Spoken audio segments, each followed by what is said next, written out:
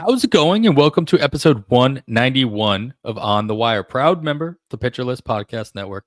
Follow the pod on the Twitter and everywhere else, included the YouTube, at On the Wire Pod. I am Adam Howe. You can follow me at 80 grade. That's all spelled out. Kevin Hasting can be followed either at Hasting Kevin or at Chasing Wins. We've got a great show lined up for you today. Before we get into all of that, Kevin, happy Thanksgiving. We are recording this on the final day of the month of November as we put this out on the first day of December. It's just like I love these episodes. It's like a nice clean cut delineation between months. And it's like, because that's what everybody uses. It's like, oh, in the last month or in the month of whatever for your sample sizes. So this is a nice clean break of sample size for us to talk about some ADP changes in the early goings. But happy Thanksgiving to you. Hopefully everything went well in your neck of the woods. How was the holiday? Was great. Thank you for asking. I hope yours was great as well. It had a great day and excited to start looking at this. When we talked about the focus topic for this week's show a little bit. I loved it when you came up with this, and I've heard this on a couple other podcasts similar. I think Paul Sporer and Justin Mason this week talked a similar episode. I've heard him talking this on Bubba and the Bloom, but it with it being the end of the month, we have 2 full months. You brought it up. Let's compare October to late November. And when I started going backwards in November, filtering, I was all the way back to like November 7th, and there was still only like 4 drafts included in that sample. But when I did the whole month, it got us to 10, and we had 13 in October. Been 23 draft champions on the NFBC completed. So 13 and 10. Yes, small samples, but I think a good thing for us to be able to take a look at this yet. Welcome to Uncle Ted, who is in the chat. What's up, Uncle Ted? Hope you had a great Thanksgiving as well. And he asked if we're done any gladiators. Yeah. I did do a slow gladiator. And those are always fun. I'd rather get in some live ones. The nights I've signed up, they haven't filled. The nights I'm not able to, they have. But I will definitely get in a couple of the live gladiators as well there, Uncle Ted. But no, Adam, yeah, it's just been a great few days. And we actually have not a ton of news, but some pretty significant news around the league here so far. It all stems in one part of the country, unfortunately. Like it all happens in the greater LA area. But yes, finally some big pieces coming off the board. We'll get to that in just a little bit. I always like watching this idea of like, people either catching on to players that have been going down, going really late in drafts. And this is why people always say like, hey, draft early, because you can get these gems, these diamonds in the rough late in drafts as people aren't doing their research yet or haven't really caught on, or things change. I think more than likely things have changed about a particular player. It's not like players are just like completely off people's radar for the most part. It's that, a manager makes an announcement about their expectations for playing time in the following year. An injury note has been made about a player that we didn't really know or expect to see. And then, of course, we see, big signings happen, and we always see fluctuations after that. So I think a lot of the things we're going to talk about, a lot of the trends that we're going to talk about have more to do with the fact that things have changed about said player, and the market is adjusting accordingly. Not so much that, hey, this guy's been talked a lot more about on podcasts or in articles or whatever. All of a sudden, people are catching on. Yes, especially when it comes to pitching. I think when those rankings come out and those projections come out, those are going to start influencing some of these. But mostly, I'm going to give a lot more credit to those drafting. It's not as though players are coming out of the woodwork and you're just like finding these players randomly. But yeah, one thing that I was thinking about as I was, looking over all this information we're going to talk about, the there's been that we're going to talk about, but up through now, there's been 23 draft champions completed, and that's the ADP we're using. We have them separated between October and November. 13 October drafts, 10 November drafts, and that's what we're going to be comparing. And 23 drafts. That's 335 teams. There have not been 335 managers draft a draft champions team. I would say there's probably been less than half of that. So Sure. some of these movements, the answer is going to be quite simply, I realized I have to take him earlier if I want him. Right. That type of thing. And there's a couple of players specifically. I think that's the thing, and we'll get to that. But yeah, it's just fun looking at it. Yeah, I mean, we're not going to talk about him, so I'll throw him out here. It's like you just talked about. You told me right before we started recording, like you set a new min on Liam Hendricks. We talked about him a couple of weeks ago, and not so much because it's where he's been going, but you just had a feeling. It's just like you just had the idea that I think I'm going to have to pick him here. It was a slow gladiator. The main core of closers where we were getting into that area where everybody has questions. And yeah, I jumped Liam Hendricks according to what the ADP chart says. I haven't went and looked at his specific chart like we've been talking about. You can see the more recent drafts. But I jumped him almost 100 spots over what his min was listed on the ADP sheet at the time. Because it just felt like to me, I was towards the end. I had the 12th pick. It's a 15-team league, and we were coming back down. I just felt like 24 more picks, he might not be there. And it was my second closer. He's somebody I really want. Then later I took Carlos Estevez, whose ADP is higher than Liam Hendricks, as my third reliever, but I really wanted to make sure I got Hendricks. So I jumped. I didn't feel like he'd make it back to me. Yeah, is this year then? This is the 139 pick for Hendricks? Yep, that's me. Yeah, there you go. That's me. Yeah, I like that you can pinpoint it. It's like, oh, that one's mine. That one's mine.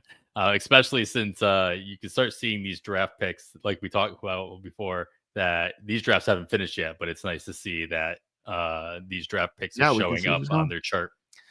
All right. Well, you alluded to it. We got some big news happening. Again, not a lot of it, not volume. It's more quality over quantity for this news cycle. But let's get right into it. Let's start in Anaheim, where they bring on Yusei Kikuchi into their rotation on a 3-year, $63 million deal. This is a little surprising. You had called out that you thought Kikuchi was going to stay in Houston. I was probably on that same bandwagon. I didn't see a better fit, honestly, than staying in Houston there. But what is it about Anaheim? Do you think this was a move more made for Kikuchi to be closer to the West Coast? More so it can't be. I don't know. Can it be the fact that he thinks that this is a winning opportunity for himself? Or is it just, 3 years? This is just the best offer he thought he was going to get. And for whatever reason, the Angels were the one that was throwing it out there. I think it's a combination. It definitely has a lot to do with the money and the fact that he was given this offer nice and early in the season. I think some players are probably more interested in that aspect than others, but some like, all right, yep, nope, that's close enough to what we're looking like we're going to get. Let's get it over with.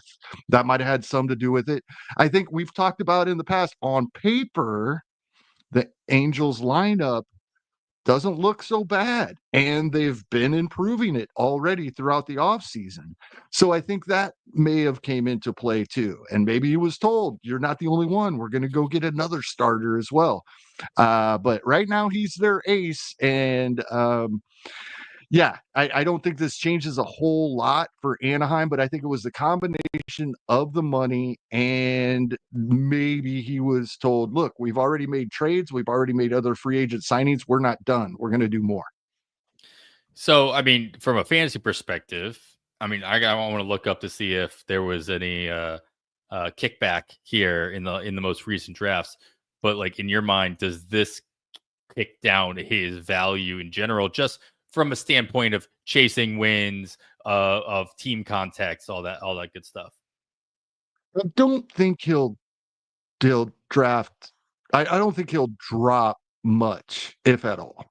I don't think he's also going to get that bump that we typically see when players sign Mm-hmm. because it's the Angels. So rather than dropping because it's the Angels, I think he just doesn't get the bump, if that makes sense.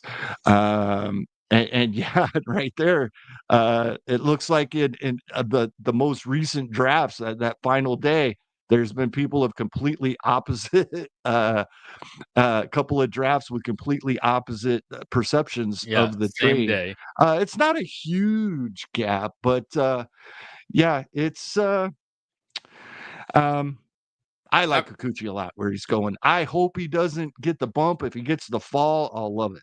there we go. Because I don't think it really matters for him. You were completely correct. You brought up the chasing wins, Angels, but like we said,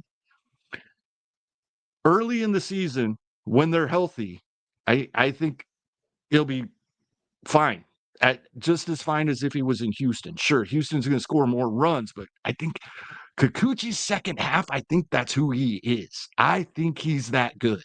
So going to the Angels doesn't worry me a lot until we start seeing Zach Nitto. We're not going to see him till the All-Star break. Mike Trout's going on the IL again. Then I'll get worried about it. But right now, I like Kikuchi. Yeah, I'd like to see that bullpen get shored up a little bit more just to hold on to those wins that he could set himself up for. But I mean, you can only, I mean, that has to be like the tiebreaker when he gets to a part of a draft. It's not so much the determining factor of whether or not you're actually going to consider drafting him or not. So, team context is going to make a difference, and it will make a big difference in the next guy we're going to talk about, the signing. Staying in the greater Los Angeles area, we're talking about the Dodgers, of course, making two big moves here. We'll stay in the rotation and talk about Blake Snell joining the Dodgers on a 5-year, $182 million contract. Of course, there's probably some deferred money in there as well. This is just There is. there's the Dodgers MO, and that'll be par for the course on the next signing as well that we talk about. But let's stick with Snell, going from the Bay Area to the rival Dodgers. How many ace potential pitchers can the Dodgers possibly throw out there for the 2025 season, and how many of them will actually last, will still be in the rotation by the All-Star break, Kevin?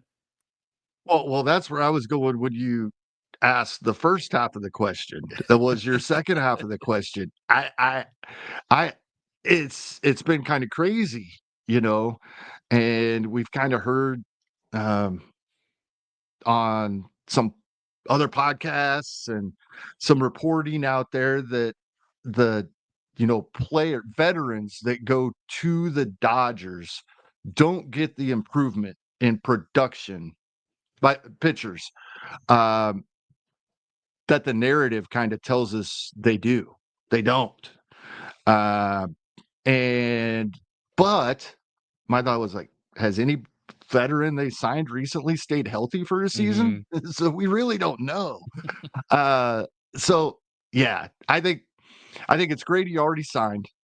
I think that was part of his issue last year. Now, last year wasn't the only time that he's had a slow start for the entire first half of a season. But I think this may be the year we see 27 weeks of top Blake Snell. And that's kind of scary to think about. I'll be surprised if he doesn't move up quite a bit. This was kind of recent news. We were going the entire month of October versus the entire month of November. So he's not going to come up when we're talking about players here a little later in the show. But I expect that move is coming. Yeah, I mean, you look at this rotation for the Dodgers, Snell being at the top, assuming, roster resource listing Blake Snell, Yamamoto, Glasnow, Otani, Gonsolin. Seems like a weird addition at this point in a 6-man rotation. And then Dustin May rounding it out at the bottom. Of course, they still have some young pieces that they can, play Dodgeritis with pretty much anybody throughout the course of the season as well. So in order to keep, I mean, you also have to assume that Otani's not going to be on normal rest. He'll be pitching probably on like 5 days rest instead of 4 days rest. But maybe they prove me wrong there and they continue that. So a 6-man rotation. Usually you see a 6-man rotation with that 6th guy being what normally would be a long man or what normally would be, just somebody coming up for some added time. But they've got, 6 guys who have had history of high level success in the majors, if not, Cy Young caliber arms. So it'll be Right. something to And consider. I still think they're the favorites to get Sasaki because he's not going to cost them anything because of how he's posting now. He's going to be cheap. He's going to decide where he wants to play and where he wants to get the preview to see where he might want to sign his long-term deal, right? He's going to be cheap for this original deal. So this doesn't mean that won't happen. Then we're talking guys like that we've been speculating on in some of these early drafts. You mentioned Dustin May. Bobby Miller bounce back is intriguing, right? He is much better than what we saw in 2024. Are we going to see that in 2025? We don't know, but it's much harder to speculate now if the Dodgers get Sasaki, neither to start the season. And I know before people start typing and sending DMs. Yes, I know. But right now, when everybody is healthy, those guys aren't even in a 6-man rotation. Yeah. So yeah, it's the posting the way posting is happening now is it compared to what we saw when like Dice K came over and whatnot. It just seems like night and day. It's like it really seems like as though the player has a lot more control or a lot more input as to what's going on, as opposed to before it was like literally whoever put in the highest bid got the opportunity to then negotiate. It didn't really matter. The player really didn't seem to have a say. So it's really closer to like a free agent, like an actual free agency than anything else. Yeah, he's going to be treated as a minor league free agent. Yeah. All right. So that's the big move here. And as I pull up his ADP graph, it is trending upward, and we see a new min pick on Blake Snell at pick 25, done about 3 days ago on the 27th. So obviously, it is starting to trend upwards. We'll see how much of a bump you can actually get. I mean, his ADP is at 54 with a min of 31 of completed drafts, and the new min is going to be 25 once that draft is completed. I don't know how much more he can get bumped up, but we see this happen with starting pitching, and it's going to be something we talk about later on as well. Get bumped up as a whole throughout the course of the season anyway. So we'll see how much of that can get applied towards Snell. One other thing on Snell that is slightly concerning, not a huge deal to me, but it is slightly. This is a huge ballpark downgrade for a pitcher. I think we started hearing more and more people talk about it in 2024, but for a couple of years now, Dodger Stadium has been great for power. And we know San Francisco is not. So this is a big ballpark downgrade that I think is going to go overlooked. I'm not saying I love Blake Snell and I'm in on him.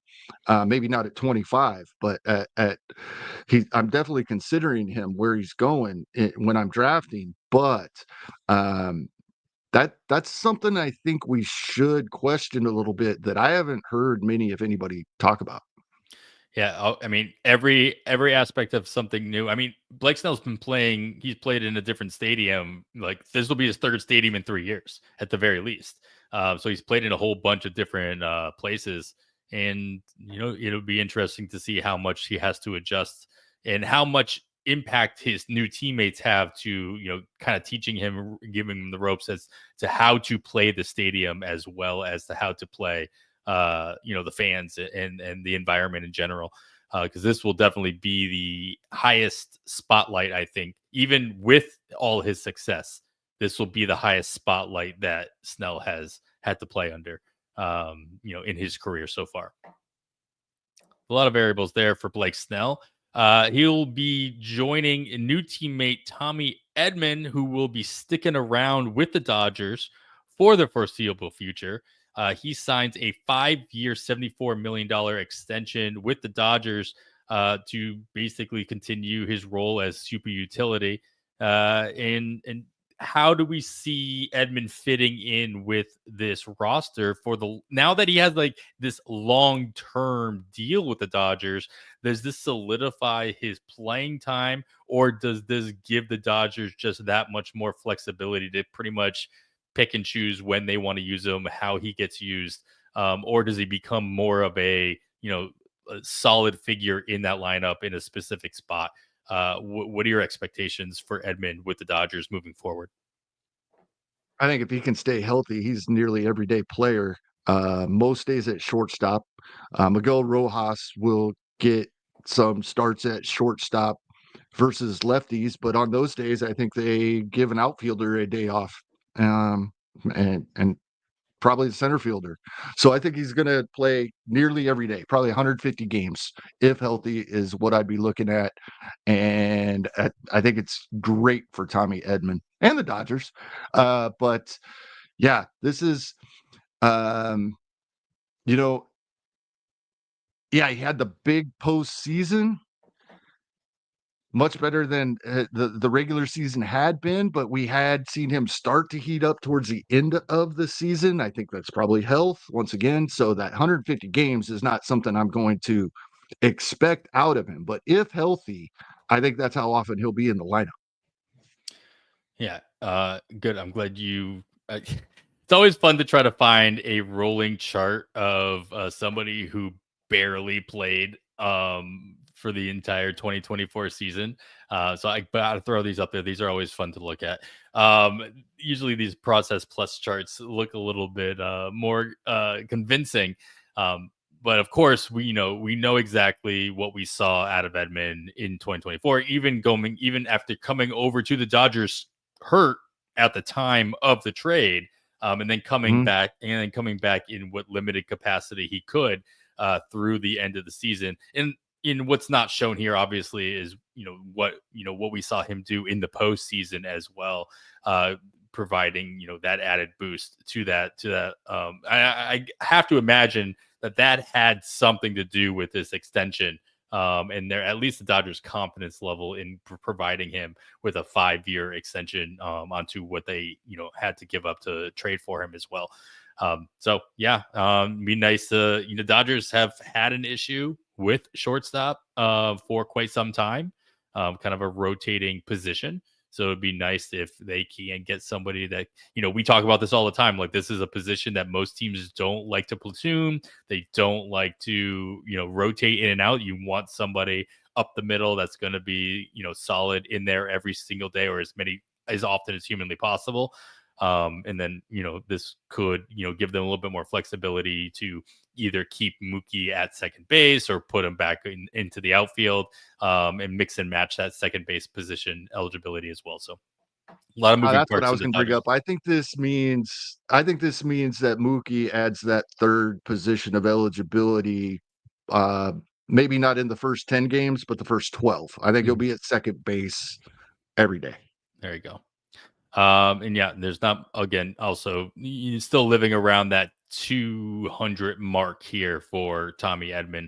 We'll like to see if that gives them any kind of a boost moving forward. But I think it'll as spring creep up. training, yeah, I think it'll probably come as we get closer and closer to spring training. We start seeing lineups, and we start seeing how the Dodgers are kind of showing their hand of how they want to see him, not only on the field but obviously in the lineup as well.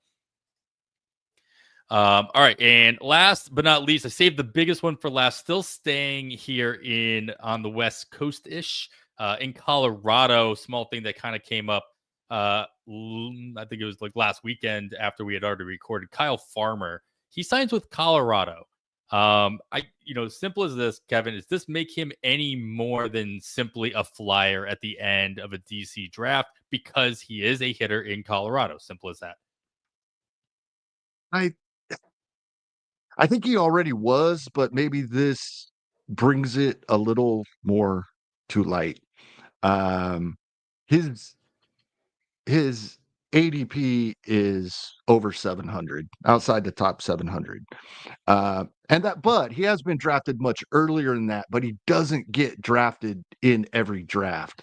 So that's what we're looking at here. He's going to be available. I think he's always somebody we talk about throughout the season for the past 3 years. Adam, we'll see him have a week of matchups when we're going to get to see him more often. But being in Colorado, that brings one more aspect to that, because it's been a long time since there's been anybody in that Colorado lineup, anybody that I would want to have in my lineup when Colorado's on the road, since Arenado left, probably. Or who left first, Arenado or Story? Whichever one left last. That's the last time I cared about a Rocky on the road, right? Except for pitchers that we're going to gang up on. But I don't know. I think, but yes, because he's a guy we stream throughout the year anyway. It's just adding one more aspect, one more qualification we got to be able to check before we want him as our streamer for that week. I don't see drafting him in any redraft leagues, but definitely gives him a bump in DCs as well. Jason at Roster Resource has him as the everyday second baseman, hitting ninth. But yeah, when they have a homestand, when we're setting our lineups for half the week, I'll be interested in Kyle Farmer. What, Adam? So I'm going to go completely off the subject here, because when I was looking at where Roster Resource had Farmer, I noticed another player in their lineup on Roster Resource right now for the Rockies as an everyday player. Have you looked at this? Have you looked at their Roster Resource page? No, as you were talking, I was trying to pull it up, but I'm looking at it. I'm about to pull it up now. You're going to like this, I think.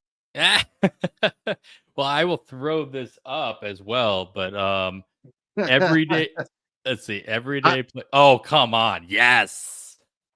Bring it he's 30 years old now. At 30 years old, are we still in? If Colorado, I think I am in a DC. He fits the age bracket that Colorado actually. Colorado's finally willing to give him a shot at 30 years old. Sam Hilliard. Yes. Yeah, that's just a side note I wanted to bring up as I saw. One of the few left. Yeah, they don't. Because I love that they don't even have Nolan Jones as an everyday player, but Sam Hilliard is. So there's right. So I pulled this up, right?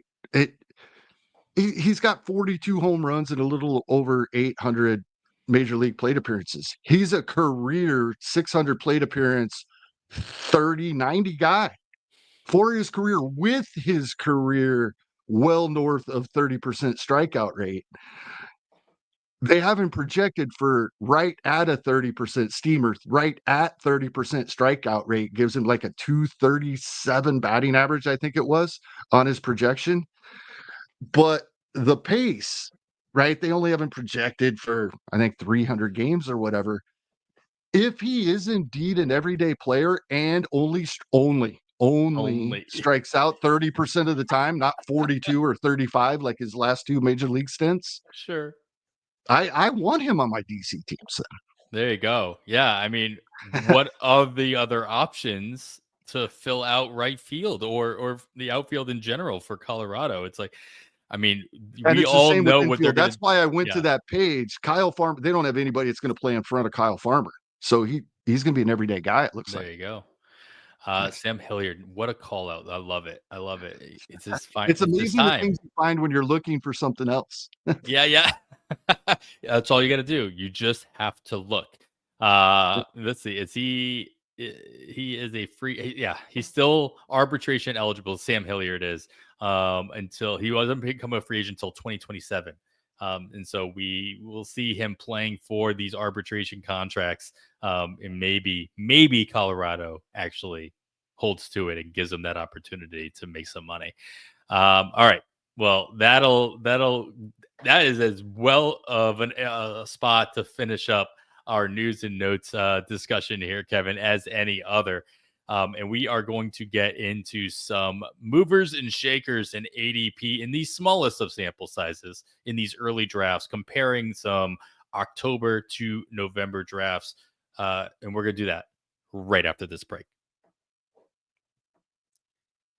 All right, we're back. And of course, you are still listening to On the Wire. If you're watching us on YouTube, thank you so much. You still can enjoy this lovely Process Plus chart of Sam Hilliard's 2024 season, which the power is never in question. It was always above average, but the contact continued to get worse and worse. So hopefully he can, at least tap into much more of that power on an everyday basis and turn things around going into 2025 for the Rockies.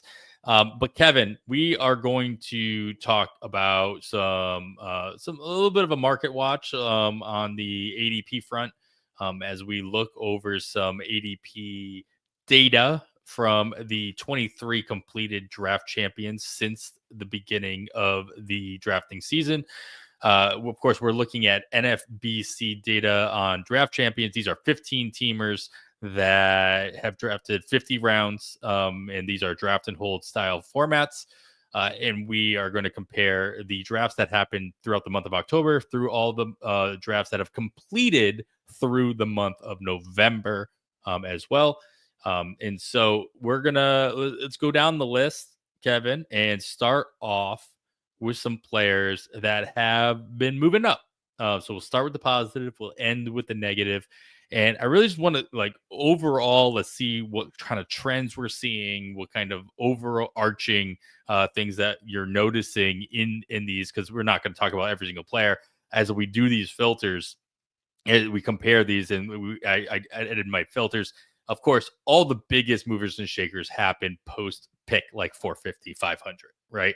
A lot of them are happening in like the 700s and ADP. Of course, when you get that deep, is manipulated by the fact that not these guys aren't all getting drafted in every single draft as well. Right. And so there's that caveat when you talk about ADP post pick 450, 500. A lot of these can be weighted by, even if there were 10 drafts completed, some of these guys were only drafted in like half of those drafts. And so it's a kind of a double-edged sword. But kind of lump some of these guys together. Most of them are making the same jump, or at least have some kind of similarities here. The first one I'm going to lump together, of course, we always start with catchers somehow, some way. And a couple of catchers that we saw make some pretty decent jumps in the compared October to November include Pedro Pages of St. Louis and Joey Bart. Each one of them moving up about 40 or 50 picks. Actually, Pages moving up about 150 picks. And well, obviously, as we talked about the news with Contreras being moved to first base, obviously it opens up some opportunity behind the plate in St. Louis. But between these two guys, which one are you buying more into as your, with Bart, he's probably either a very, very, very late C2, not really in your wheelhouse for what you're talking about, obviously.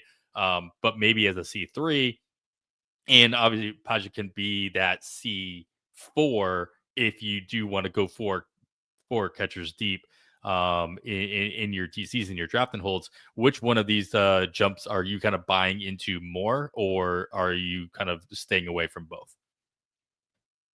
No, I think I'm buying Joey Bart more. Doesn't mean I don't understand Pages. It's simply he's now the Cardinals catcher too, with the news that Wilson Contreras is going to be a first baseman / DH. So Herrera, catcher 1, Pages, catcher 2, makes sense in a DC. I don't always do it, and in fact, I don't do it often, but a third or fourth catcher being a handcuff to your first or second catcher does make sense to me in a DC. Not as much with a guy like Pages, though. It makes sense to me, Freddie Fermin in Kansas City, because he can be a viable catcher too, even if Salvador Perez is still healthy and playing a majority of days at catcher. I think Travis d'Arnaud, now with the Angels, I think makes sense to handcuff if you drop Ohape, right? Because d'Arnaud will probably, they have other guys they need to play at DH, but d'Arnaud's, you could stomach him as a catcher too if you had to use him. And you would definitely want to use him if Ohape is the guy you lost. So I understand it with some teams using a catcher as a handcuff. I don't think it works for me with Pages. So it doesn't give me much interest because I think Herrera, I don't think this is a 2-1. I think it's more like a 4-1. Like Herrera plays most days and gets a day off behind the plate each week, probably. But Joey Bart, when his little jump is, I think, has to do more with people. Projections came out and people started diving in and realized what he did in such a limited amount of playing time last season. I did not realize that he had performed as well as he did. And I was streaming him on some of my teams, but I didn't realize that well under 300 plate appearances, he'd got to 13 home runs and hit 265. That's amazing. Now, Steamer has him dropping way back in the batting average because it's the first time we've really seen that from him. But the OBP was amazing. I mean, his entire slash line was great, and 13 home runs and that limited. And they're projecting him for 475 plate appearances. When we talked about Gabriel Moreno a week or two ago, I said, "Ooh, I might have to add him to my group." Right, because my cutoff was kind of 500 plate appearances for my group of catchers I wanted. Well, it's great we had that conversation because in the Gladiator I just did, I missed out on getting my group. I had Tyler Stevenson queued up as my catcher too, and he went 2 picks before me. 2 rounds later, I think Francisco Alvarez went, and then I was like, I said I was adding Moreno to this group, and he's the only one left. Yeah. Threw him in there. 475 plate appearances is really, really close. And if I think he could go beyond that, he's in that group now. Yeah, it's just interesting to see, again, with the signings that end up happening with d'Arnaud and et cetera, where guys end up landing and how much playing time they can either eat up or provide to their to the teams into the catcher opportunities that they left behind.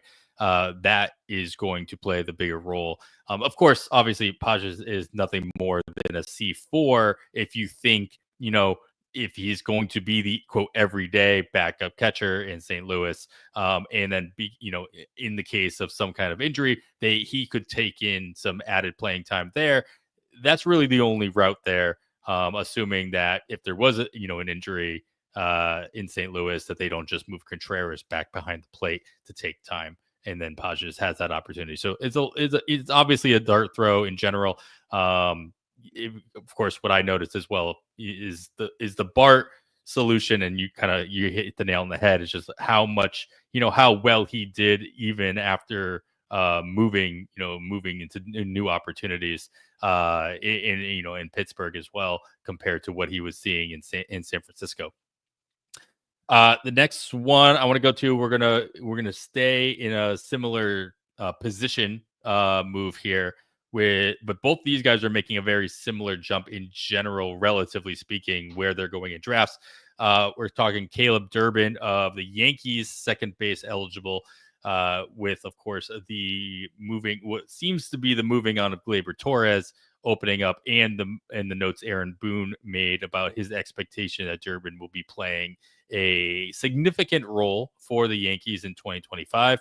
And then Marcio Dubon, after, even with the news of his surgery to repair his UCL in his thumb, getting the bump going up. Each one of these guys going from the 600s into, well, actually, Durbin going from 677 to 486 in ADP, and then Dubon going from 603 to 538. I guess let's start with Dubon, like with the fact that, he's actually getting a bump in comparison to knowing that he's having surgery. Is that just more of thinking, well, good, he's having the surgery and now he's going to be healthy and he's going to have he has more of an opportunity to run through 2025 on a regular basis to make him a stronger dart throw, somebody that you're not waiting to draft as a final throwaway in your DCs, and it becomes more of a target. I don't think people are diving that deep on Dubon.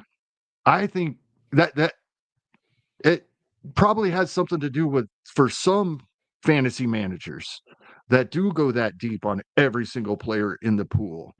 And in that case, that would have something to do with the bump. But I think this just has more to do with, as we get into more players doing more drafts, and there's been 23 draft champions completed. It's 335 different teams have been drafted. There hasn't been 335 different fantasy managers draft a team, right?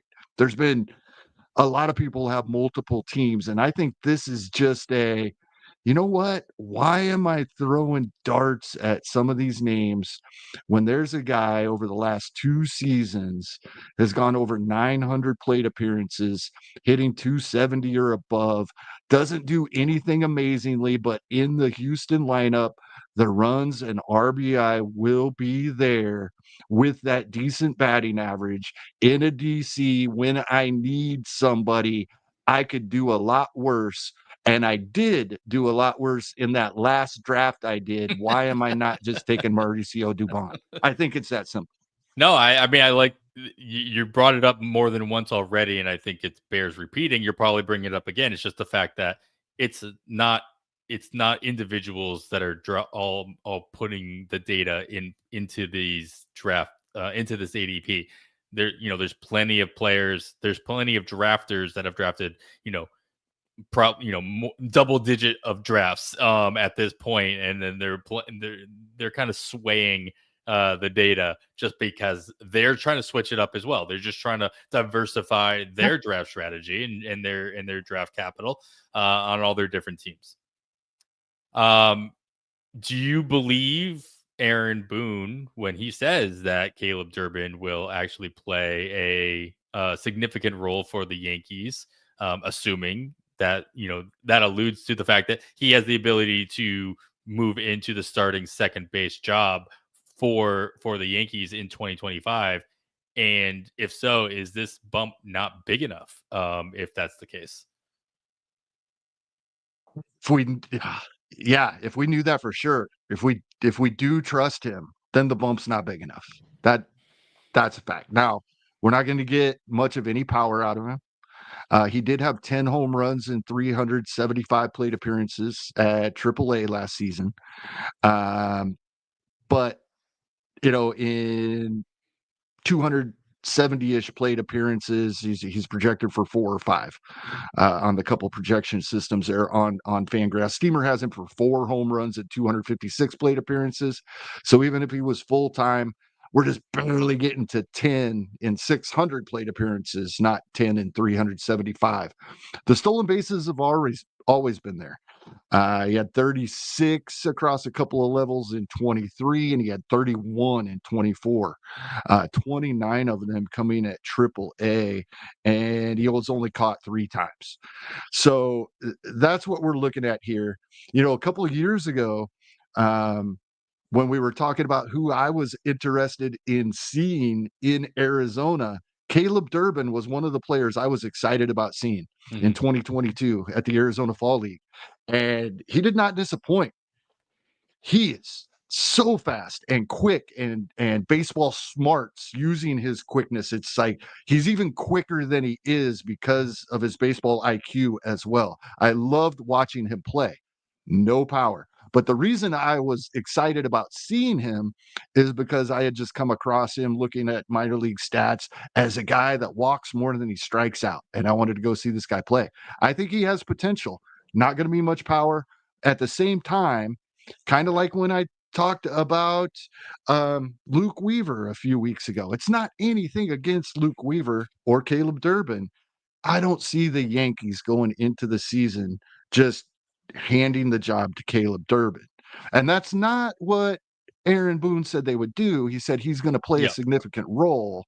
But if they do go out and sign somebody to play second base, I don't see how he does have a significant role. So I'm intrigued. I am interested in DCs, and I might take a late flyer. If I was drafting a FAAB league right now, I might take a late flyer for the speed and batting average.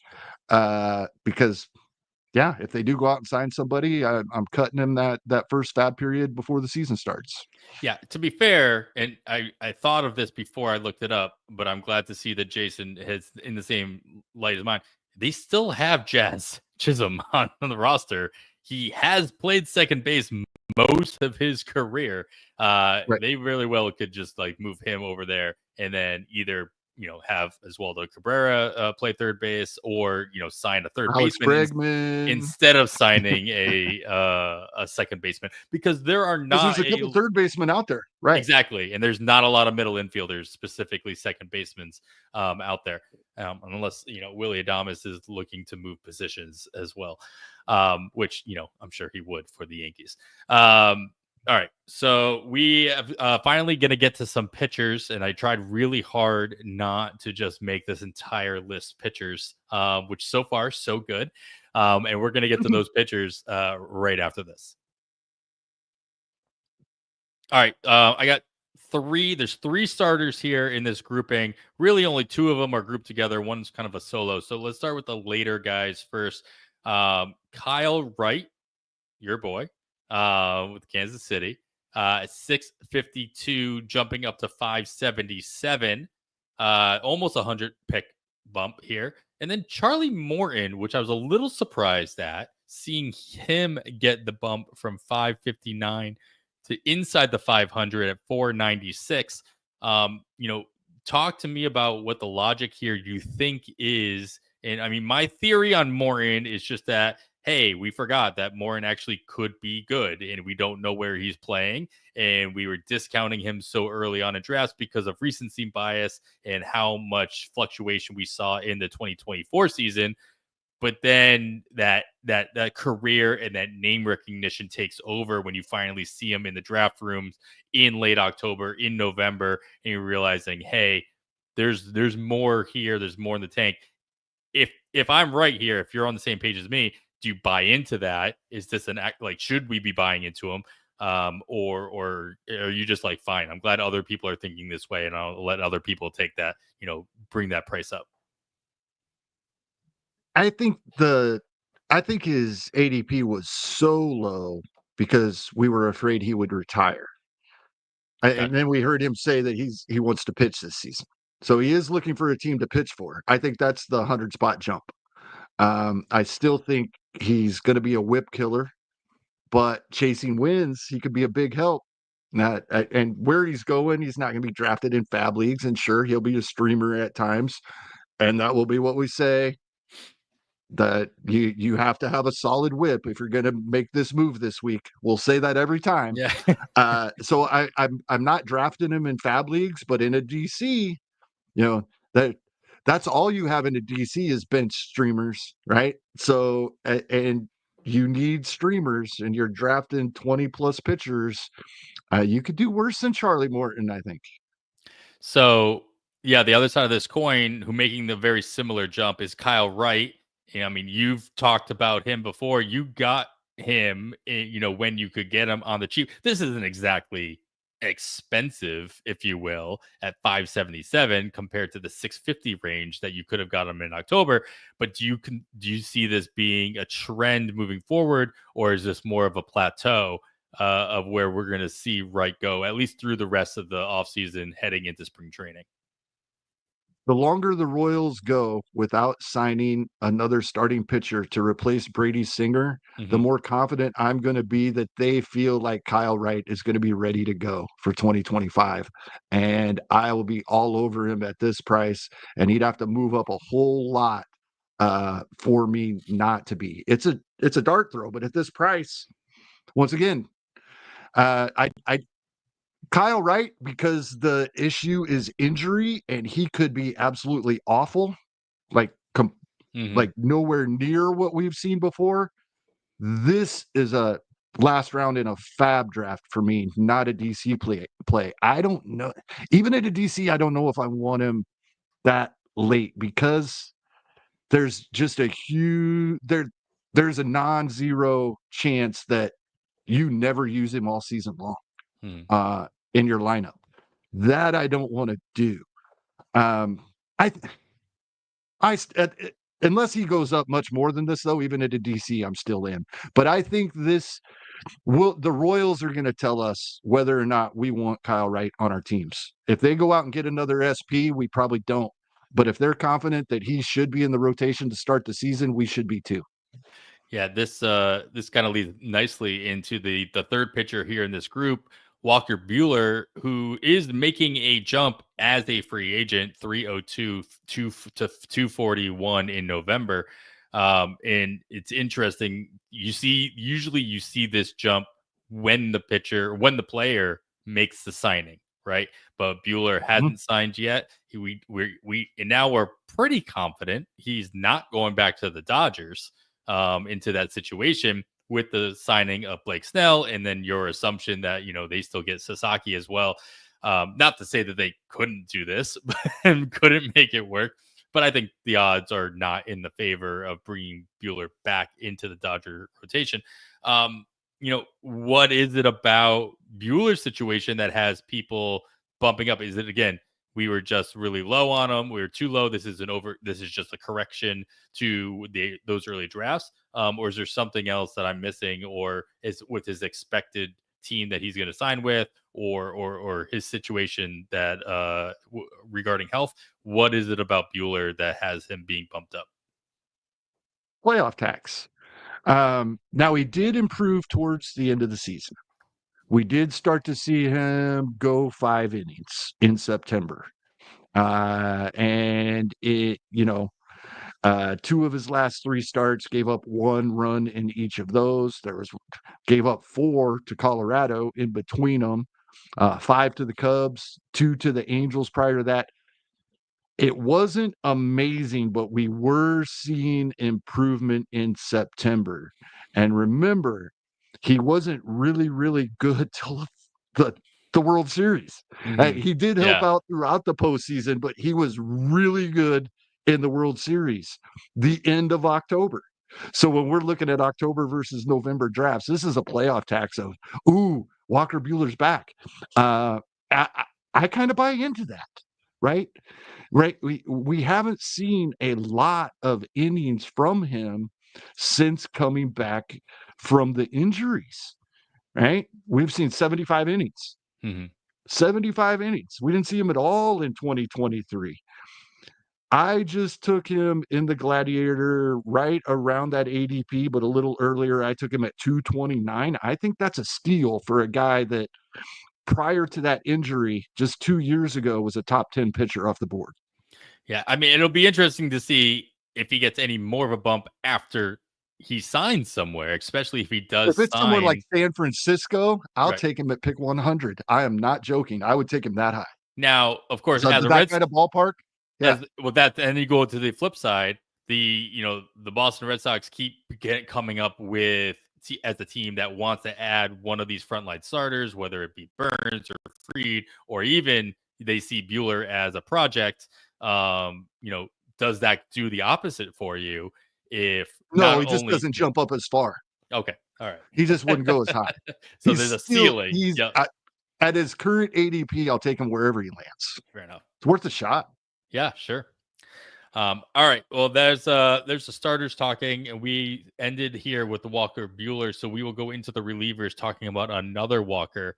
The two guys here making literally as similar of a bump as you can really find, or at least that I could find here.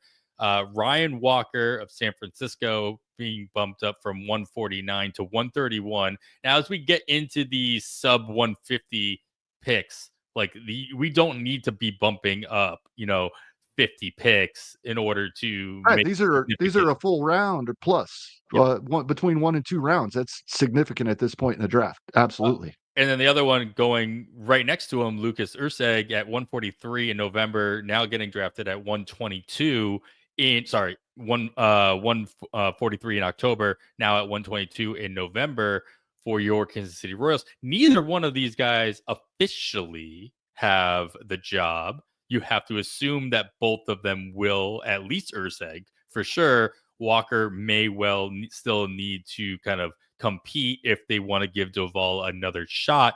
So, is it just me having to bump up people having more confidence in both of these guys to bump them up around, or are closers in general going a little bit earlier? So all of the closers are kind of getting bumped up around this point. I think they're all moving up because people are realizing guys like these that they thought they could get later, they couldn't. I'm going to bring up my recent Gladiator again. They went right next to each other. The 8th pick of the 8th round for Urseg, the 10th pick of the 8th round for Ryan Walker. 2 picks later, Luke Weaver, Kirby Yates in the 9th, right? Kyle Finnegan in the 9th, Pete Fairbanks in the 9th. And then that's when I made that jump to, oh, goodness, this is nuts. Yeah. And took Liam Hendricks, right? So that's how crazy it is. Now, a couple guys on the board that I think other people would take over Hendricks in that situation. Michael Kopech, a lot of question marks, but I think some people would take that chance that he does have the Dodgers job before they would go to Liam Hendricks, excuse me. And then Porter Hodge. So that's how quickly now we're getting to that point. I just think it's that those last few closers that we don't know for certain, but we really think have the job, we got to grab them. Yeah, I mean, if you're watching this on YouTube, you're seeing me pull up these ADP charts for all these closers, especially Urseg and Walker. It's just a very steady increase. They're both going in the top 100 in the last few drafts as well. So this is continuously going up, and pulling up Liam Hendricks as well because we keep mentioning. And there's your min pick right there at 139. But he's also moving up. Yeah, he's climbing, not at the same slope as the other guys. But I mean, I guarantee you, if I continue to go through here and just start picking and choosing different closers, they're all going to have very similar, graphs from their ADP. I like Uncle Ted's comment here, and if you agree with him, he's a value right now. Chad Green, if you think he is the guy in Toronto, he's going later than these guys, because after this group, it gets really dicey, and it'll be 3 months before we get any clarification on the other spots, probably. So for a while, this is like the end of the closers we want to draft. So I like that. I'd probably add Chad Green to the list. Yeah, especially Jordan Romano being DFA'd or not, exactly. not given arbitration, excuse me, not non-tendered. So there's obviously an opening there, and he had the job for at least a little bit at the end of last year. Got to give a shout out to his last comment here from Uncle Ted as well. Prelander Baroa, a fun trade made by the White Sox with Seattle last year as well. So we'll like to see what kind of role he can play with there's only going to be so many saves for the White Sox in general, but there is an opportunity there for him to get some work done. All right, some hitters, going back to some hitters that are going in the top now, going in the top 100 in October. These guys were going around just after the top 100. Start with Lawrence Butler of the Athletics. They're just the Athletics. They don't have a city, even though they're playing in West Sacramento. The Athletics. He was going at 112, at 111 in October, now going around pick 83. And then Josh Naylor, Cleveland, going at 100 in the month of October, in the month of November, jumping up to 89. So I guess, Kevin, which one of these? I mean, these guys are very similar in all things, in eligibility, in style, and in what they're bringing to the table. Which one of these guys are you more in on based on this jump, if either one of them? I'm definitely still in on Lawrence Butler at that price. And Josh Naylor towards the end of the year, and I had him on teams last year. I was a benefactor of his great 4.5 months, almost 5 months before he slowed down a little bit. But I still like him as well. I wanted to see who's going around Josh Naylor really quickly. I still love I should go back to Lawrence Butler quickly. I think a player, not necessarily similar player, but similar situation, going right ahead of him, Brenton Doyle. I know a couple of guys were excited about both what they did last year. After in 2023, we thought maybe, and then they both did. And those that took the leap and drafted him for 2024 or picked him up off the waiver wire were handsomely rewarded. So they're similar in that respect. They're going right there. Anthony Santander doesn't have a spot yet. Brian Reynolds becoming old and boring. I think I still like Lawrence Butler ahead of him. I think for the upside, as we keep talking about with this move to West Sacramento, I think it's going to be good for the hitters. Lawrence Butler, if he continues, as long as he doesn't give back the gains he made in his plate discipline, in his awareness. You got it up there right now. I didn't Yeah. even notice you'd already pulled it up. He has to keep those gains in decisions. The power's there no matter what. Mhm. Those that just that little bit to go in, moderately below average to slightly above average in his decision making was huge for Lawrence Butler. If he can do that in West Sacramento, he is undervalued even with this jump. Yeah, look at this September. Look at its peak, like Lawrence, like Mount Butler, if you will. This Yeah. on this graph is kind of amazing. Obviously, making plenty of good strides in at the end of July and into August, but like that September, man, he just went off. I guarantee you, he won plenty of head-to-head championships for Yes. teams that continue to kind of ride And that out in the DFS second half. championships. Yes, of course. Timing is everything for this. Yeah, Naylor, Uncle Ted's talking about Naylor's his number one Mhm. first baseman here. Of course, he has that eligibility bump as well. But does he get that kind of playing time, consistent playing time throughout the course of the season that Butler will probably get in West Sacramento? For the Guardians, or is he going to be, not only so much platooned, but like, is there any injury concern? Is there any kind of, chopping at the legs as far as, just wanting to keep him on the field when healthy slash in, where he needs to be throughout the course of the season? Are there any concerns with Naylor in that respect?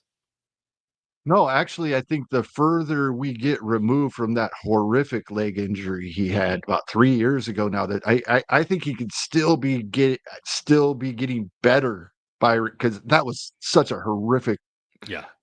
broken leg that he had to recover from, that, I really think the further we get removed from that, he's probably still feeling better over time from that injury, I would think. But yeah, you just pulled up the rolling charts, and that's exactly what I hadn't looked at it, but that's what I remember.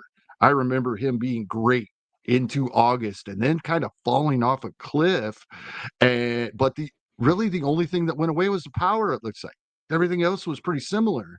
So Maybe Yeah. another injury was bugging him, and I didn't even pull up his page. Did he have a nagging injury he was playing through? That's You what it know, looks like to me by it looking at that. it When does. his decision making and his contact are still where they were, but the Mhm. power just completely disappears, that really feels like, a wrist bothering him or a leg even with, anything could be bothering you and zap your power. Yeah, because it's like the power and contact pretty much flipped. Like Yeah. he was making better contact, but he wasn't getting any zip on the ball throughout the last 2 months of the season for the most part. And what worries me in general are just like these empty spots of The missed playing time. missed time. Not Whether necessarily an IL stint, but 2 yeah, or 3 days at a time when he's not in the lineup, that can kill you, yes. yeah. All right, especially in those weekly leagues where you're just banking Mhm. on, 7 out of 7. If you just, I worry that you're not going to get that out of Josh Naylor on a regular basis. All right, so let's finish off here with we got two more groupings of guys that have been making the bump quickly. These are a couple of more starters that are going around the pick 100. Spencer Schwellenbach going at 112 in October, now going at 91 in November. And then Shane McClanahan pretty much jumping up right next to him, was going at 120, now going at 99 through the month of November. So Shane McClanahan obviously coming back from injury. People are just excited to see what he can do. And I assume that has a lot to do with just bumping him up. It's just like, hey, remembering that, this guy exists and Yeah. how good he could possibly be. Schwellenbach proving what he could be doing. And people are just buying into it more and more as they start comparing him to who they could be drafting around that same pick. So if these guys are both on the board, who are you targeting, Kevin? And then again, it can be the answer could be neither. It's not neither, it's Yeah. both, but I will pick one here, and it's Shane McClanahan. It's because I trust Nick Pollock. It's got him in his top 10, and I think many people did forget about Shane McClanahan. That is some to do with the October ADP, and then add in the fact that those that didn't started getting more competition for his services as draft season has progressed. So he's had to bump up. Spencer Schwellenbach, not due to injury, not due to forgetting, but similarly in the aspect, I think people were, or some people are big on Schwellenbach coming into 2025, but didn't realize as many other people would be. So those that have drafted multiple teams are realizing, oh, I do have to go a little earlier here if I want him. So the end result for both these guys being the same for slightly different reasons. I like them both, but if I had to choose one, I'm taking McClanahan, Yeah, I mean, obviously I even in think a gladiator, even the in a uh, gladiator. the upside is immense here, and it's just a matter of Yes. whether or not McClanahan comes back and just kind of coast from coming back from his injury, from his surgery, or if we see something more along the lines of like Walker Bueller and kind of struggles coming back from that surgery. And I tend to agree that like it's hard to say no to that upside that comes through in this scenario. So you're basically at that point around pick 100, you have the potential of getting your SP1 at 100, and it's hard to say Yeah. no to that. So you're getting a picture Nick Pollock has firmly inside his top 10 in the 7th round. I'll take that every season if I can get it. Yep.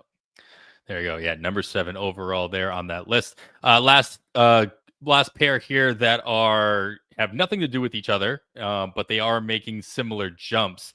Wyatt Langford of the Rangers going from 74 in October to 55 in November, and then Garrett Crochet, we added him here at the last second. 58 in October. Now it has an ADP of 42 in November. Um, Kevin, like overarching thoughts here, like why are these guys moving up? Is Crochet just part of pitchers being moved up in general? He seems to be getting more of a bump than most. And then Langford, I mean, I'm just curious to see, what it is about Langford and like specifically that you see the overarching crowd jumping him up considerably, considering that he was already going at 74, now going right around pick 50. What do you see with these two guys?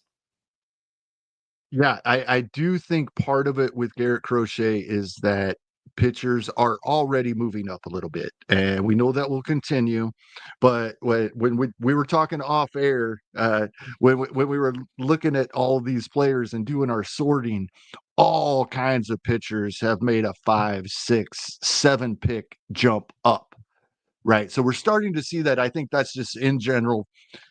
And once again, players that have drafted more than once after that first one, like, yeah, waiting on pitching sounds amazing when you're drafting your hitters, but then you get done with a draft and look at your pitching staff and like, uh, maybe I needed to get one guy earlier, one upgrade earlier, some any reason along those lines. I think that combination of things is what we're seeing with Garrett Crochet. Wyatt Langford, I've also said this a couple times, but I think he is the guy that this pertains most to in the entire draft pool right now. Wyatt Langford is just a guy that a lot of people thought they could get a little later, and when they realized they can't, they had to go earlier. Mm-hmm. Yeah, I mean, I would love to see That second half was really good for as bad as the first half was for Wyatt Langford. Yeah, that's what I want to see because all I remember is how slow he started. Look But at that. yeah, that And is the one home run he had in the early in the season was inside the park. Yeah, that's right. That's right. So that's why not so much power. And all of a sudden, it just everything took There off. it was. It wasn't even just power. Like his decisions were amazing. His contact got a lot better. Actually, his contact was never really the issue here. Is if you're looking at this process plus chart I've got here on the screen. All right, so great overall, great seeing the kind of the trends that are going up as far as players that are going up. But now we need to see, for everything that goes up, something has to come down. And so let's talk a little bit about some guys that have dropped considerably. And we are going to get to these drops right after this break. All right, Kevin, let's get right into these drops. Couple of guys that are going super late, and I'm just going to throw out there all together here. And give me just bullet points as to why. And a lot of these guys are just like going to be like, well, why is the answer is probably just, well, who cares? But the are making the biggest jumps down in comparison. We're talking, Brandon Drury going from 559 to 643, Ahmed Rosario from 511 to 588. Esteury Ruiz is one that kind of stood out to me, especially after, we talked about Durbin earlier in the show going up at 479, now going at 538. And then UT only JD Martinez jumping from 569 to 625. Is there anything about any of these particular guys, whether it be their role, whether it be the possibly being on a new team or possibly already moving on to a new team that has players just like as they see their names pop up on that queue, they're like, yeah, you know what? I put them on my queue. I'm just gonna see how long I can go before I have to pick them. What is it about these guys that at least that you're seeing? No. I agree with Ruiz being the one that stuck out to me. I agree with you there. I think it has to do with us getting news about the knee surgery that he had, and he may not be ready for spring training. In general, all four of these guys, including Ruiz, I believe they were being drafted where they were in 50-round drafts, in the 30s and 40s rounds by name recognition. And once people started diving in more and more as we get into November, they don't want these guys anymore. Ahmad Rosario is a short side platoon. Brandon Drury just wasn't good at 24. Ruiz with that surgery. JD Martinez, one, doesn't have a spot, and two, wasn't good. So I think they were drafted because when you get into your first draft Champions League, no matter how prepared you think you are, unless you're Steve Weimer or one of those guys, you aren't ready to draft 750 players deep. So when you get to that point and you see JD Martinez, he could still hit 20 home runs, and you hit click. You start looking as we do more and more drafts, and you're like, I don't even know if he's going to be a starter for anybody. The only guy on this list I have any interest in, even in a DC, is Ruiz. Unless Martinez would sign in a spot I thought he was going to get everyday playing time, I'd give him another shot, even at his age. But Rosario's short side platoon, and Drury hasn't been very good. They're only been being drafted at that point because the player pool is getting so thin and people recognize their names, I think. So, I mean, at this point, you could pretty much pick which one you want. Are you picking Ruiz or Durbin, considering that they're going to basically give you the same output, or at least similar? Ruiz has the potential for even more steals than Sure. Durbin, maybe even twice as many. If he plays the entire season. So that's a tough question based on the information we have right now. Mhm. I think I would gamble on Ruiz being healthy and getting playing time, just because I'm so pessimistic about it. Just like I said earlier, going back to a few weeks ago with Luke Weaver. I just don't see the Yankees giving Durbin that chance. If they do, I'll love it and I'll be all over it because I've been following him for a while now. I think Ruiz does have a better shot at the playing time. But again, with his news, we got to hear how his recovery from this surgery is going as well. Yeah, fair enough. All right, let's just jump right into some pitchers here. They were going right around pick 300. Now they've each jumped down around 30 picks or so, and that is Chris Bassett going at 307, now going at 344, and then Aaron Savali right around the same numbers at 297 in October, now at 328 in November. What is it about these guys that have people spooked when we see all these other starters getting bumped up in general? Obviously, like I said, with everything that goes up, somebody has to come down, but doesn't necessarily have to do the same position. Why are these starters getting bumped down in comparison? No, I think you hit the nail on the head. I think it's that other guys are moving up. And at this point in a draft, when it's specifically pitchers, and you get to the point where, yeah, some teams are drafting pitchers, other teams are going elsewhere. Just a few spots in the pitcher ranks can be a couple of rounds in the overall. And I think that's it. I think we're going to see guys like Cody Bradford continue to move up ahead of these guys. Nick Martinez is in that area, and we may see him move up in spite of Great American Small Park. I think that's what we're seeing here. I don't think it's necessarily anything egregious or overly worrisome, any more than where they were being drafted in October. Mhm. I just think it's that we're realizing we like other guys a little more, so they've jumped over them. Yeah, fair enough.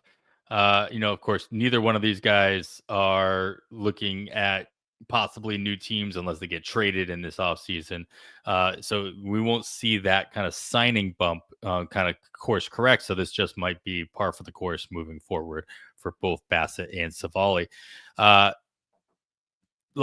Two hitters here that are getting very similar bumps down.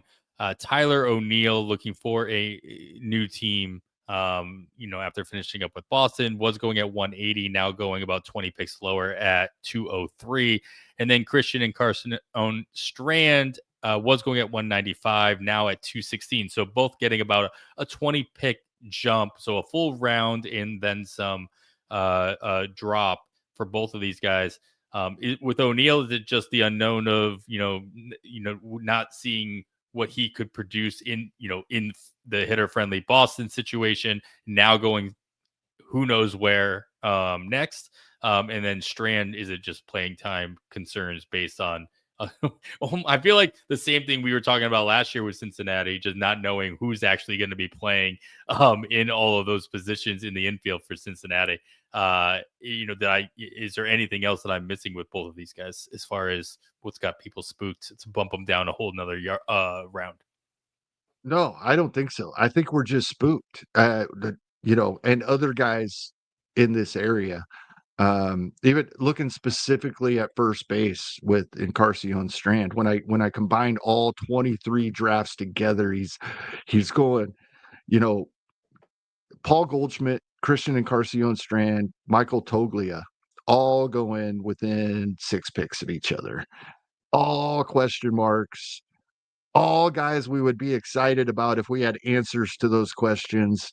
And I think the question marks just make us hesitate a little more as we get into draft season. So that they're dropping back a little bit. That's what I see there. I think people were really excited.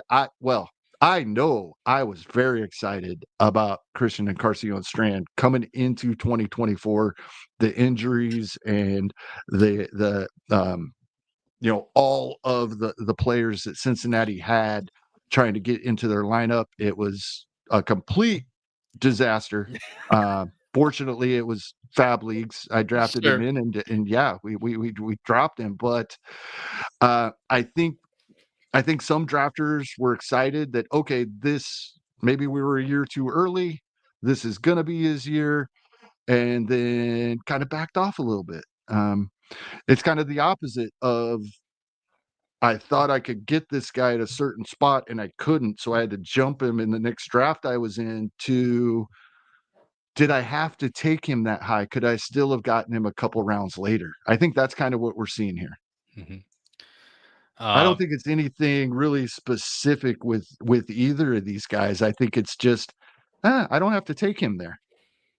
Yeah, I mean, that obviously has a lot to do with, as you're drafting, you're like, all right, fine. Like, And it's definitely the unknown with Tyler O'Neill, because the landing spot is huge for him.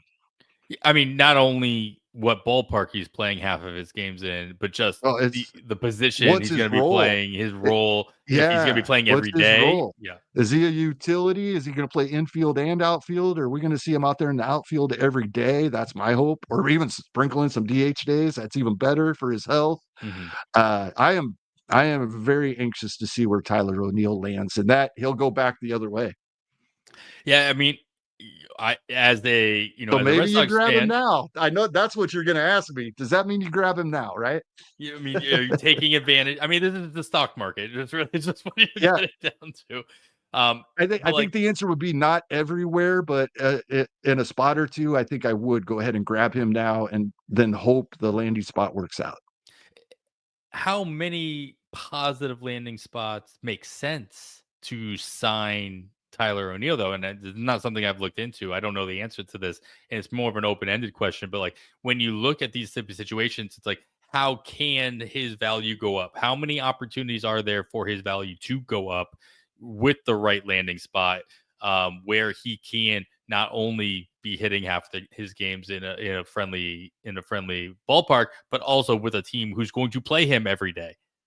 We saw, so many people complain that St. Louis wasn't playing him every day with the power he could show and everything that he could do. And then, he goes to Boston and you're like, oh, great, change of scenery. He's going amazing when healthy. Yeah, amazing when healthy, but there were still the playing time concerns because of the health. And so, right. Where can he actually go to get that opportunity? Like, it's not as much about ballpark. And then that, like you said, I haven't really looked into this part of it yet. Cause I say this all the time. I really don't try to speculate where players are going to land because we're wrong on 90% of them. That's a lot of wasted energy. I'm better off waiting and reacting. It's not as nearly as much about the ballpark as the role and where he'll probably hit in the lineup. And I don't have an answer for you on what specific teams those would be right now. I would love him to be in Kansas City. We could use a corner outfielder. Does he play every day in Kansas City, though? Like, does he As a play? corner outfielder, I don't think anybody plays quite every day in Kansas City unless Right. you're Bobby Witt Jr., but it'd be close enough. Sure. Yes. Okay. All right. See, this is I wasn't expecting an actual answer. It's just something to consider, something to think about. It's like you Yeah, don't no, need to it's pick. a great question. Yeah, you don't need to pick exactly where a player is going to go. You just need to see the odds of, all right, if he went to teams X, Y, and Z, he'll be in a great position. But are teams X, Y, and Z in a position to bring him on, and actually That's give him that opportunity? I maybe you have a better read on this since he was with the Red Sox this season.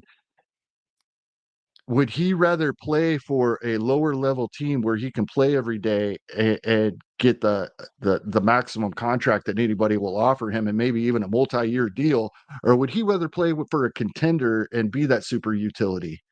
I think he will be more of a like a Teoscar Hernandez situation where he'll be willing to take that 1 year deal at his age. I mean, he's 29 right now. This will be his age 29 season for the most part. He'll turn 30, mid season. I think he'd rather take that 1 year deal on a team that will give him as much opportunity as possible to run with it, and then hopefully cash in and get that multi-year deal to finish out, his career. So Mm. I don't think he cares about winning in 2025. Well, maybe he gets lucky like Teoscar did, and he does find the 1 year deal on a team that'll go all the way. Oh, But I don't think I'm that's his number laughing one at Uncle priority. Ted's comment, and he may and that may be the answer of what happens. But So yeah, we'll see. We'll see. It I think the depends. Yankees got more outfielders that need to be playing DH already than they Yeah, can handle. So I doubt that happens, but I love that, Uncle Ted. Thank you yeah. for making me laugh. There you go. Not going to Uh, repeat that one. no, that's fine. Yeah, you alluded to it enough. Yeah. All right, let's like a couple more hitters here, going a little bit earlier on in drafts, even with the bump downs. Middle infielders, or shortstop specifically. Bo Bichette was going at 143 to start drafts in October. Now getting bumped down another 20 picks to 162. Nico Horner was at 154, also getting a bump down a little bit more so, about 35 picks or so at 192. So, what is it? Like we talked about how there's not a lot of middle infielders out there in the free agent market. We also talk about how you need a plan for second base. We talk about shortstops not being a position that teams want to move around or go back and forth with.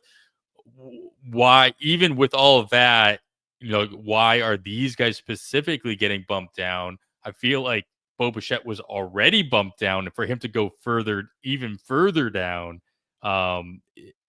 what is it about these two middle infielders or these two shortstops that has people, spooked even from the time they were already being bumped down to start in October?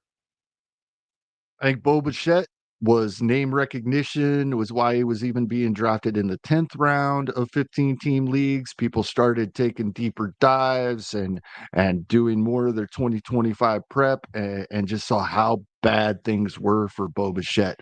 I know a lot of people, and a lot of people I respect and I think are much smarter than I am, are in on a Bo Bichette bounce back in 2025.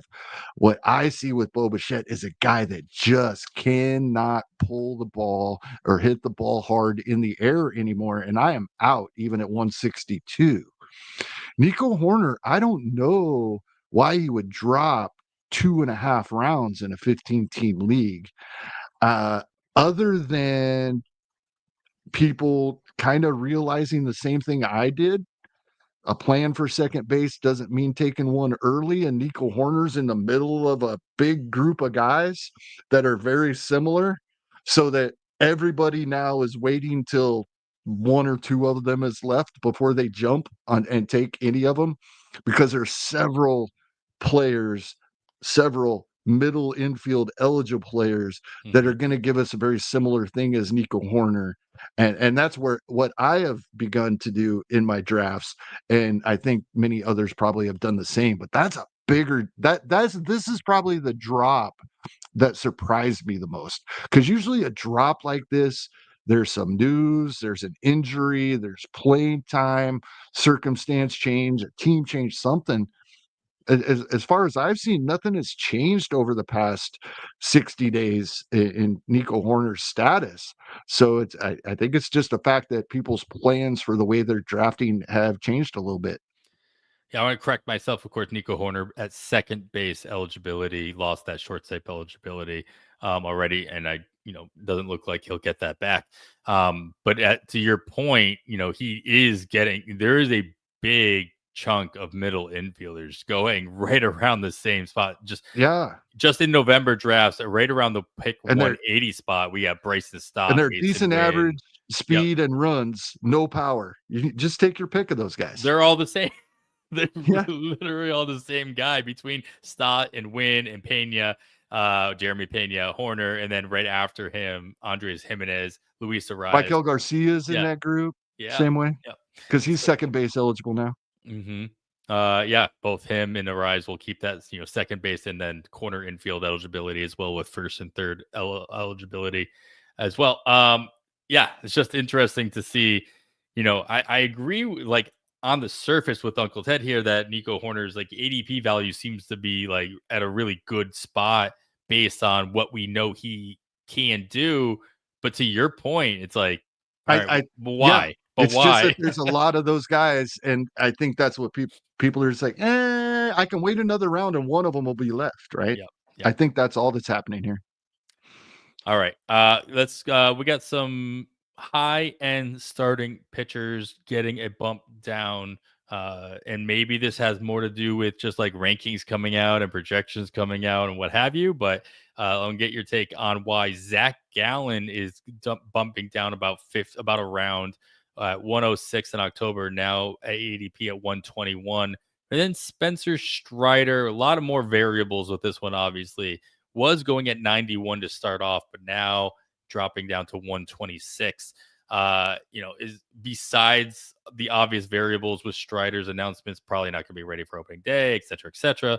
And then Zach Gallen, maybe he just wasn't the top of a lot of rankings that come out, or projections or what have you.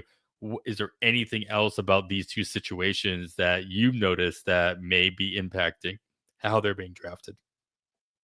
No, it's definitely the announcement on Strider, and I don't think they've changed the timeline that he could be ready for opening day. It would be close, but they have just said, we're not going to push him. In fact, we're going to hold him and Ronald Right. Acuna Jr. back.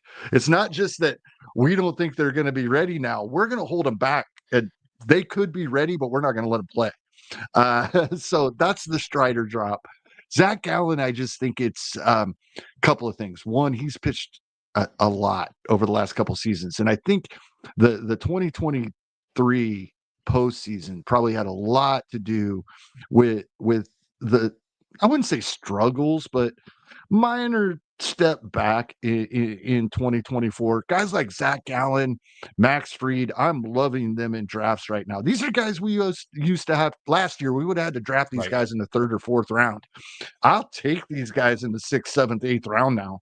They're still the same pitchers. They're getting a little older.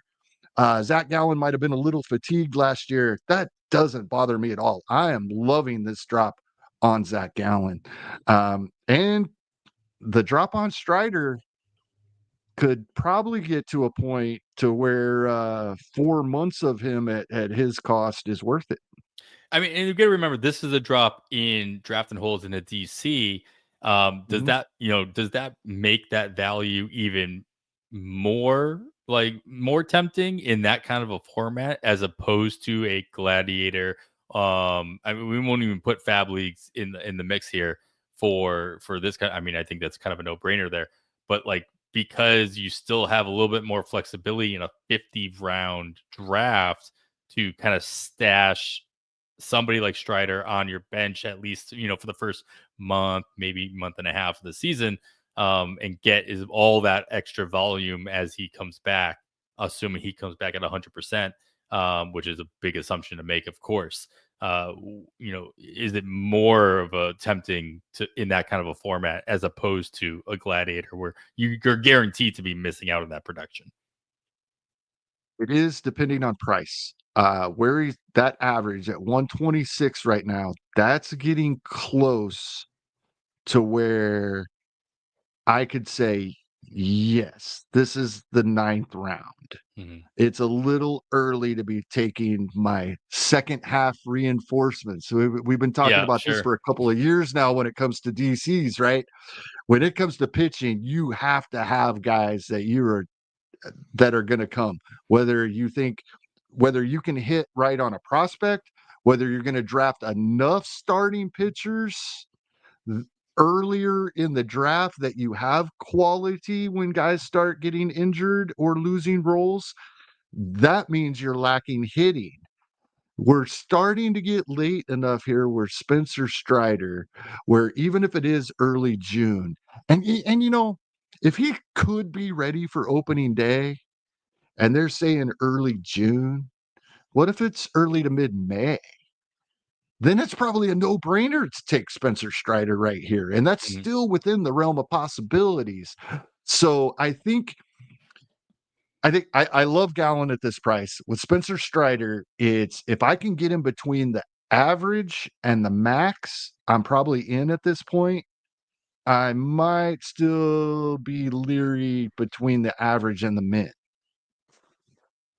Yeah, fair enough. I mean, that min is at 69, so that's that's throwing things off a little bit, I think, for Spencer Strider.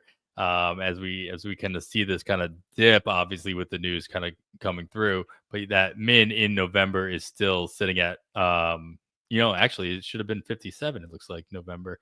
Maybe I have my dates off, but either way, that's the I don't think the min is really in contention for draft position at this time. Last pairing here, a couple of hitters, Kevin. Again, these guys really have nothing to do with each other except for the fact that they have very similar bumps. We mentioned Zach Neto already. We'll mention him again. Of course, he is getting a bump down from pick 70 in October, going up outside of the top 100 at 103 in November, and then Adolis Garcia was going at 124, gets bumped down about 25 picks later in November at 147. Neto, obvious, the news he's going to be missing, at least the start of the season, may not be ready for opening day, all that good stuff.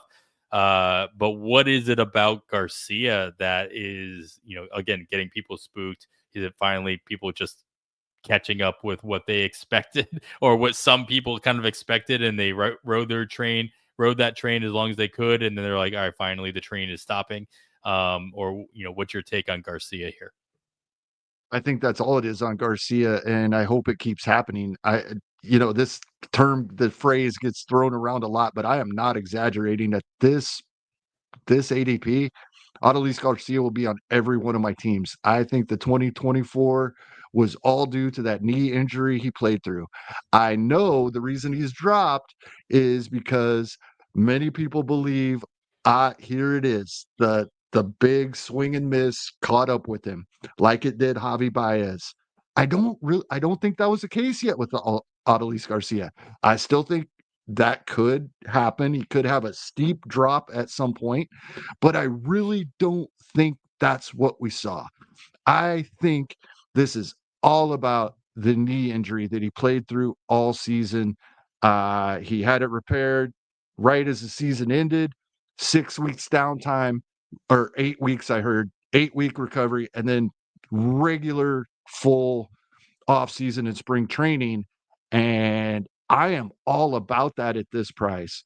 I mean, fourth round last year, Hmm.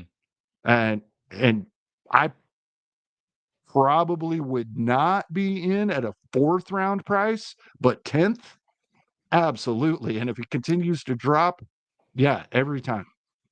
Yeah, I mean, we talked about it. We're not the only ones, obviously, talking about Garcia's like the fact that sooner or later the shoe is going to drop.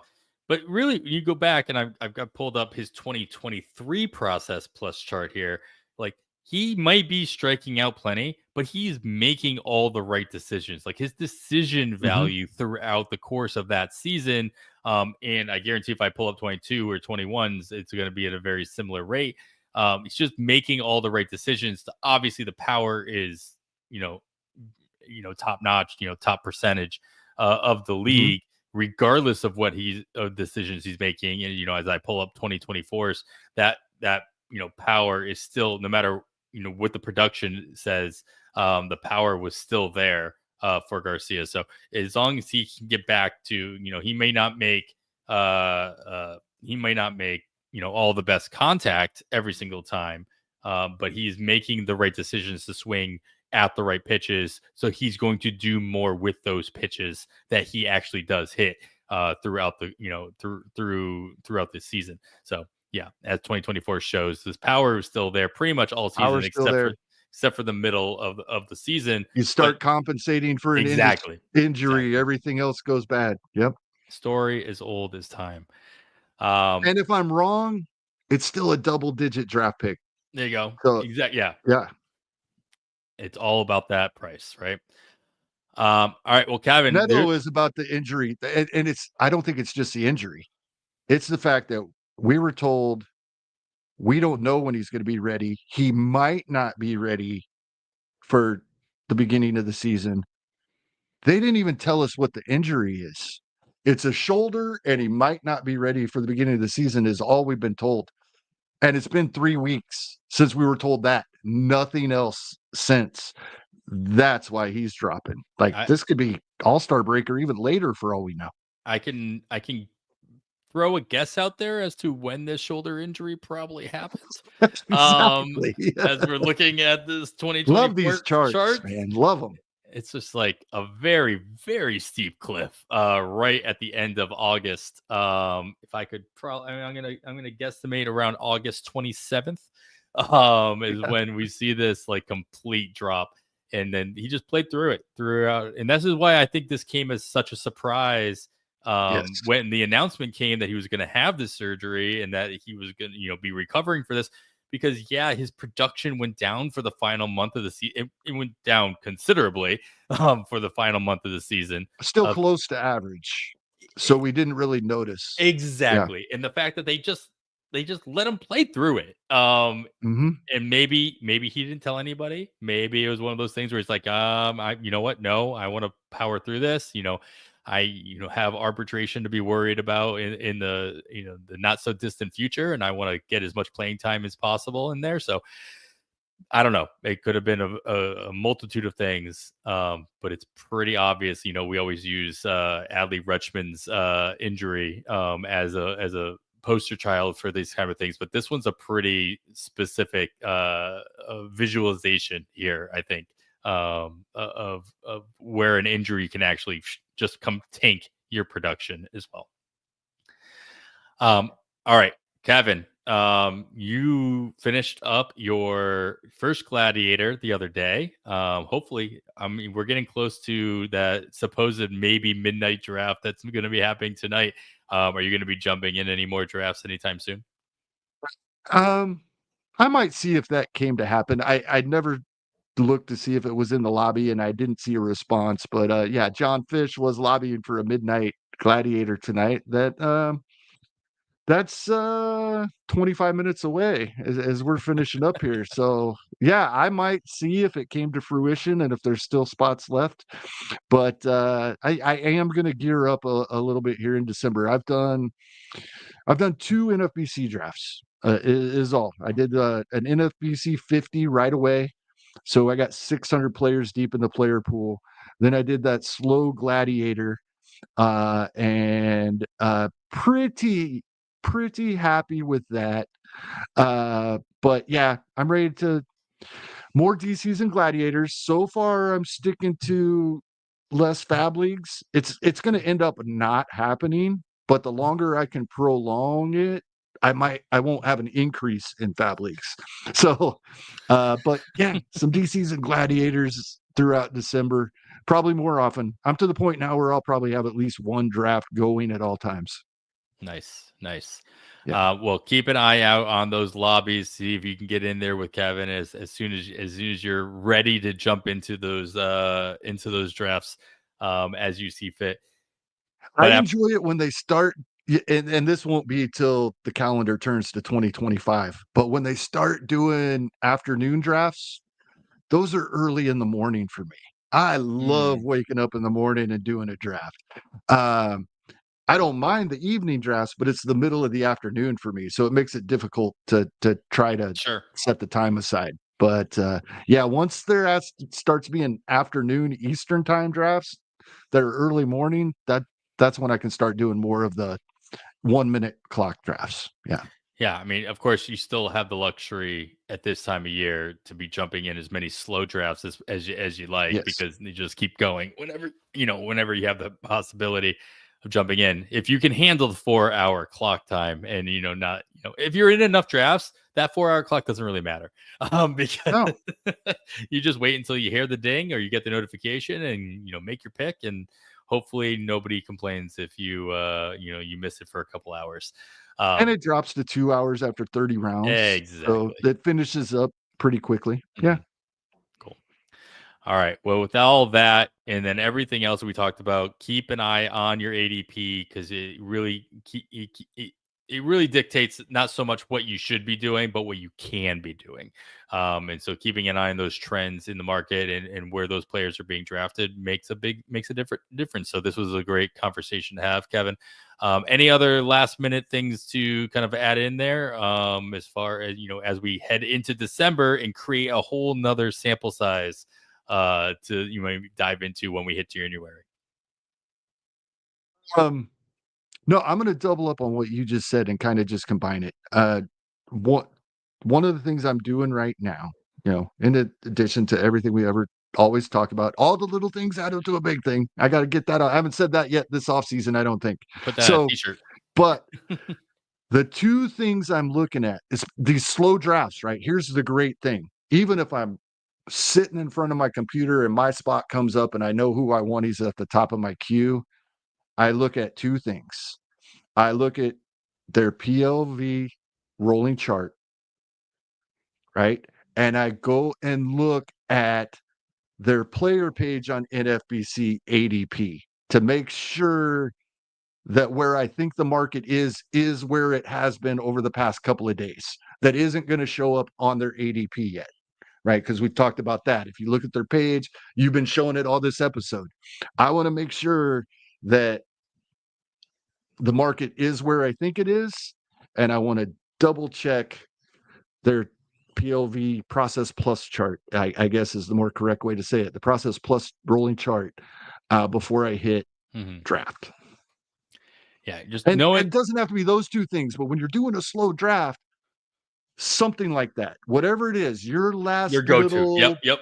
yeah, check this, check this, check this before you hit draft. Yeah. Yeah. Great advice. Just knowing, what your resources are and the things that you trust, and just lean on those when you have to make that final decision. All right. Well, that is going to do it for us for this episode of On the Wire. Thank you for joining us for episode 191. After all that, I am Adam Howe on behalf of Kevin Hasting. Thanks for listening, and we bid you goodbye.